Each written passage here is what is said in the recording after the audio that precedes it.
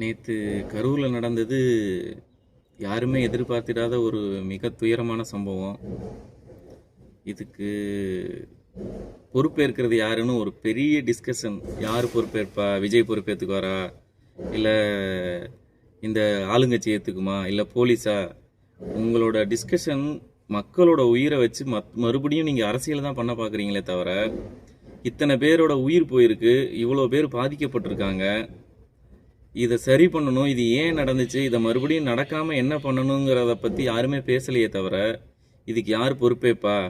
முதலமைச்சர் பதவி விலகுவாரா, இல்லை விஜய் தான் இதுக்கு முதுகு பொறுப்பேற்கணும்? பொறுப்பேற்று யார் என்னங்க பண்ண போகிறா? போன உயிர் யார் பொறுப்பேற்று என்ன பண்ண போகிறீங்க?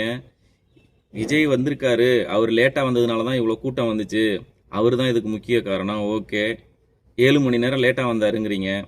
மக்கள் கூட்டம் வந்ததை அங்கே இருந்த காவல்துறையினர் கண்காணிச்சிட்டு இருந்தாங்களா இல்லையா?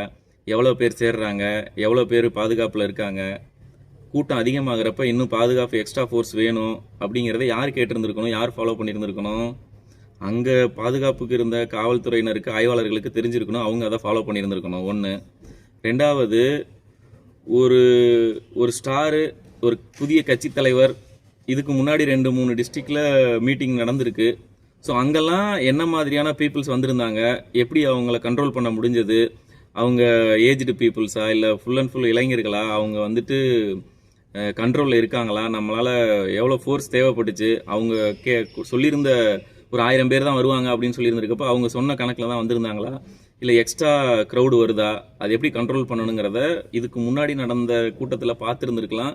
இல்லை அங்கே இருக்க உங்கள் காவல்துறை ஆய்வாளர்கள்ட்ட நீங்கள் டிஸ்கஸ் பண்ணிவிட்டு, இந்த இடத்துல நடத்த போகிறப்போ இந்த இடத்துல இவங்க இவ்வளோ தான் கவுண்ட் கொடுத்துருக்காங்க, அப்போ அங்கேயே அப்படி இருந்தப்போ இங்கே எப்படி வரும், என்ன மாதிரியான சேஃப்டி நம்ம ரெடி பண்ணியிருந்துருக்கணும், எவ்வளோ பாதுகாப்புக்கு எவ்வளோ போலீஸ் வேணுங்கிறத நீங்கள் டிஸ்கஸ் பண்ணி போட்டிருந்துருக்கணும். எதுவுமே செய்யலை. ஓகே, க்ரௌடு வந்துருச்சு. க்ரௌடு வந்ததுக்கு அப்புறமாவது நீங்கள் க்ரௌடு அதிகமாகிட்டு இருக்கு, இருக்கிற 500 பேர் பத்தாது, இவங்களால கண்ட்ரோல் பண்ண முடியாது அப்படிங்கிறத நீங்கள் முடிவு பண்ணி நீங்கள் மறுபடியும் எக்ஸ்ட்ரா போலீஸ் ஃபோர்ஸ் போட்டிருக்கணும். இல்லை கூட்டம் அதிகமாகிருச்சு அப்படிங்கிறப்ப எங்கெங்கே கண்ட்ரோல் பண்ண முடியுமோ அங்கங்கே தடுத்து ஸ்டாப் பண்ணி உள்ளே வர்றவங்கள நிறுத்தி இருந்திருக்கணும். மொத்தமாக கூட்டு வந்து உள்ள எல்லாத்தையும் உள்ளே விட்டுட்டு இதுக்கப்புறம் யார் பொறுப்பேற்கிறது யார் பொறுப்பேற்கிறதுன்னு பேசுகிறீங்களே தவிர, அதை கண்ட்ரோல் பண்ணாமல் விட்டது காவல்துறை தான், அதை கண்ட்ரோல் பண்ணியிருக்க வேண்டிய முழு பொறுப்பு காவல்துறையிடம் தான் இருக்குது அப்படிங்கிறத யாருமே பேச மாட்டீங்க, யாருமே ஒத்துக்கவும் மாட்டீங்க. இன்னைக்கு தமிழ்நாடு அரசியலில் பொதுமக்களோட உயிர் ஒரு பகடையாக யூஸ் பண்ணப்படுது.